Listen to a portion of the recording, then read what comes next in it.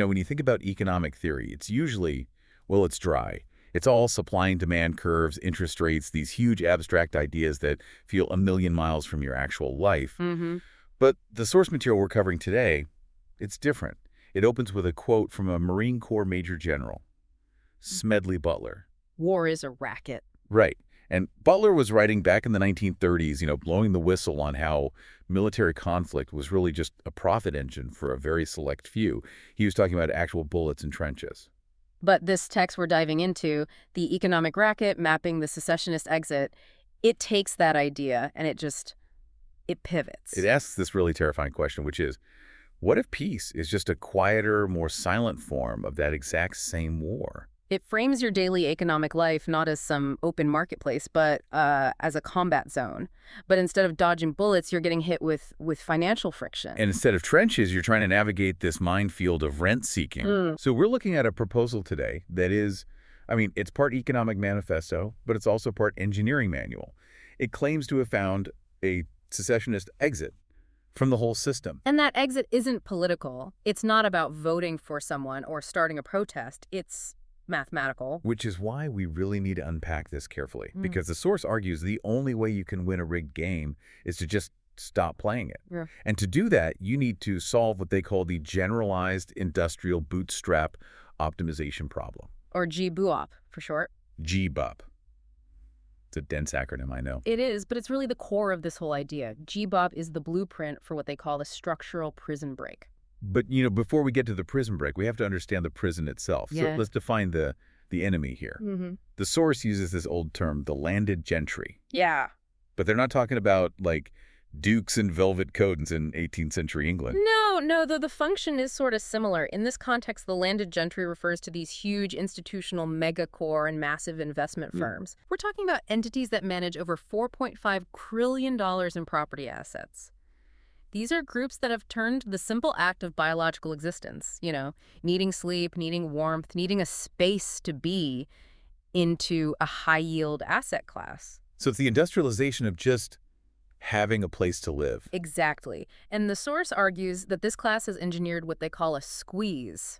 You see corporate profits climbing to record shares of national income. Right. But employee compensation has just flatlined. The money is being made, but it's all being captured right at the top. The numbers they use, they really back that up, and they're brutal. The source points out that the average U.S. renting household now surrenders 32.8% of its income. 32.8%. To this class of owners. That is effectively a one-third tax on your gross revenue just to exist indoors. And that's the crucial metric the source focuses on. It's not just about dollars, it's about life hours. Yes, this life hours concept, that really stuck with me.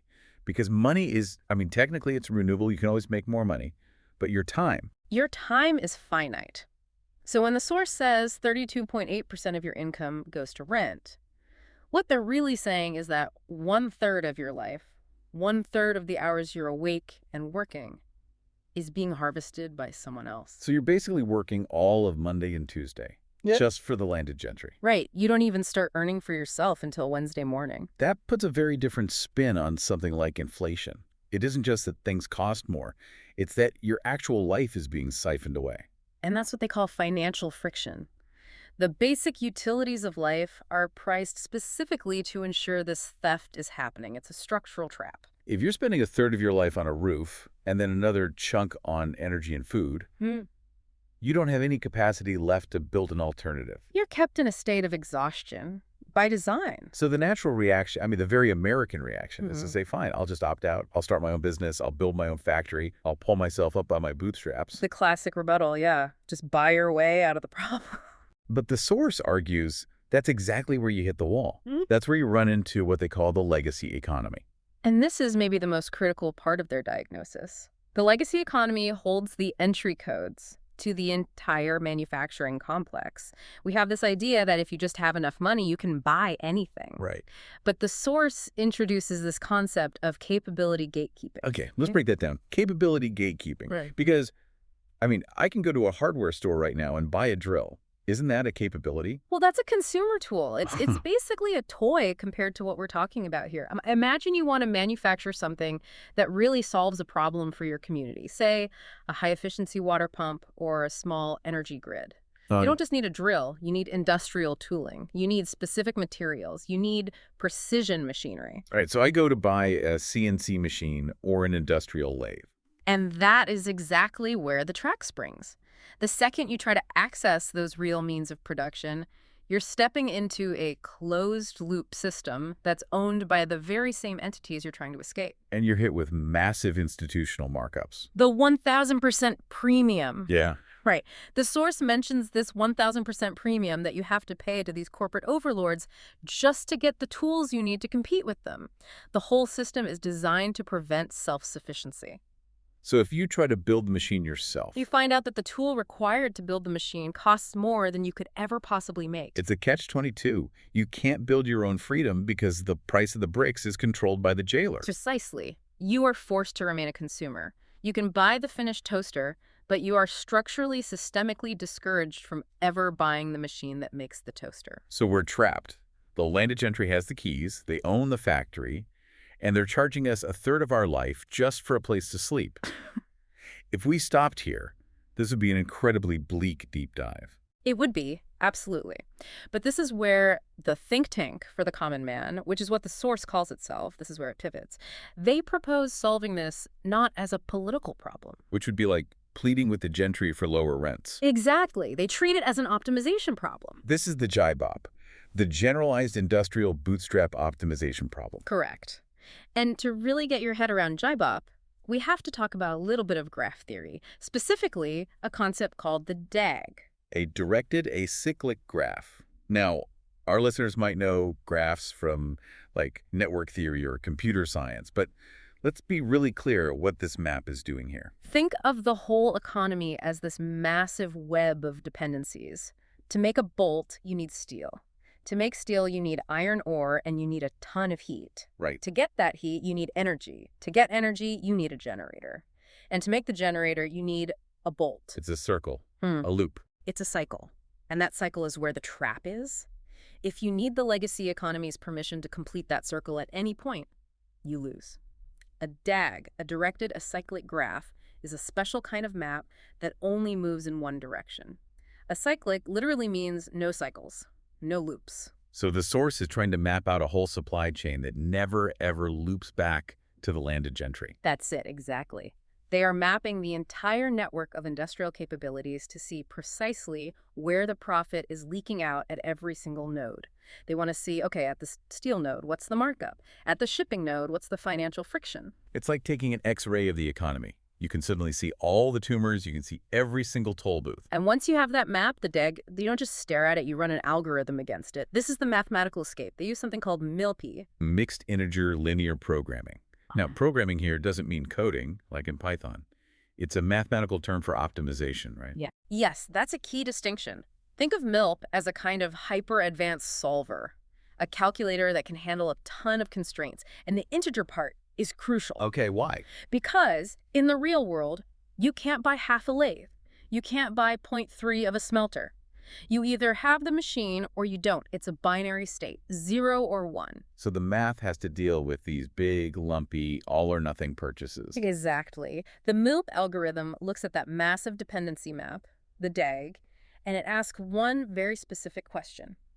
What is the absolute minimum set of tools, the seed set, that a community needs to own to cut out the middlemen completely? It's literally calculating a prison break. It is. It's figuring out the smallest possible backpack of gear you need to walk into the woods and eventually rebuild a high-tech civilization without ever paying another dime to a megacorp. The seed set, that is such a powerful image. It's not buy everything. It's buy exactly these 50 things. And the math ensures that those 50 things are capable of building the next 50 things. It's all about starting a chain reaction, a self-replication. And this is what they call the closure condition. Yes, the closure condition is the goal. It's the moment the whole system becomes self-sustaining.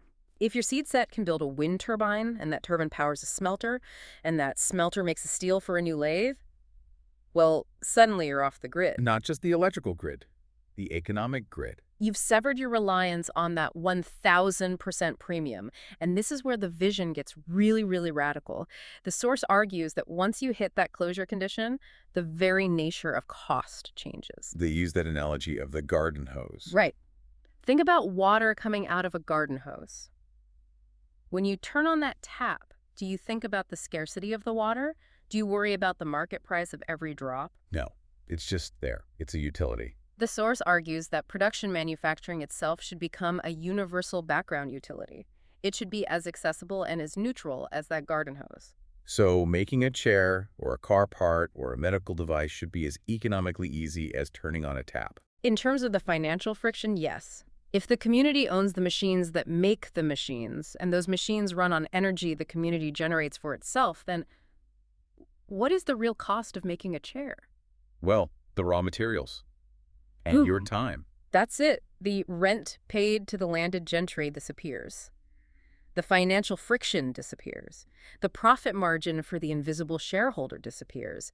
You're stripping the cost down to its fundamental physics, not its market value. And this is the shift they talk about, from capital capture to labor sovereignty. That's the terminology they use, yeah. Right now, we live in a state of capital capture. Capital is the sovereign power.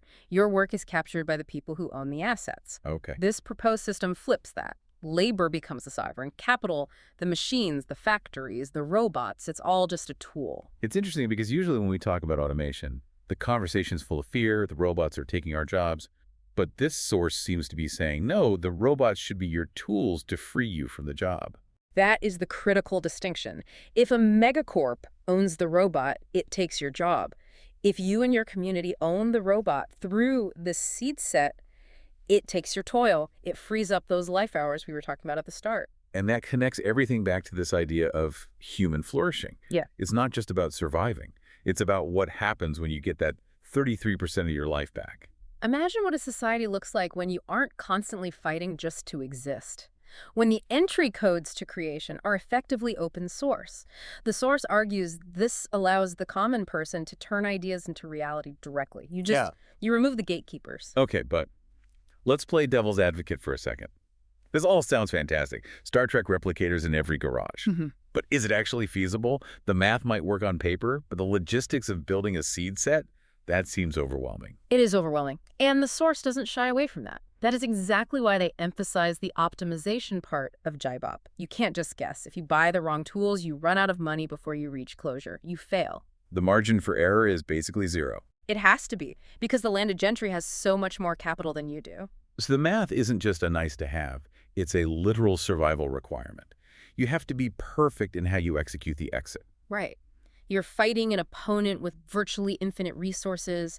You have very limited resources. The only advantage you have is agility and this map, the DAGI, that shows you exactly where to step so you don't hit a landmine. It really does turn the economy into a high-stakes strategy game. Where the only winning condition is complete autonomy. So if this works, if a community follows the DAG, solves the mill-mill-P, builds the seed set, and actually reaches that closure condition, what happens to the landed gentry? That is, I think, the most provocative question in the entire text. Because if I can build my own house with a community-owned fabricator and grow my food with automated systems that I have a stake in, why do I need the megacorp? You don't. And if you don't need them, their assets, that $4.5 trillion in property, it loses its leverage. Value is based on dependency. If you break the dependency, you break the valuation. The racket collapses because no one is buying the protection anymore. Exactly. The landed gentry might find themselves with a lot of land, a lot of factories, and a lot of empty office towers, but no one left to rule over. A king with no subjects. And that is the ultimate threat of this mathematical prison break. It doesn't try to fight the power structure head on. It makes the power structure irrelevant. It's an incredibly radical proposition. I mean, we went from Smedley Butler's war racket all the way to a directed acyclic graph designed to completely dismantle it. It's a move from political complaint to an engineering problem to building a structural exit. And I think that's what makes this source so unique. It's not asking for permission. It's calculating a bypass. And that's really the thought I want to leave all of you with today. We so often feel powerless because we think the economy is something that just happens to us, like the weather. But if this source is right, the economy is just a code. It's just a set of rules and dependencies and codes. Codes can be rewritten. You just need the right seat set. And the discipline to solve the optimization problem. Thanks for diving deep with us today. Read the source, check the math, and look at your toaster a little differently from now on. Keep optimizing.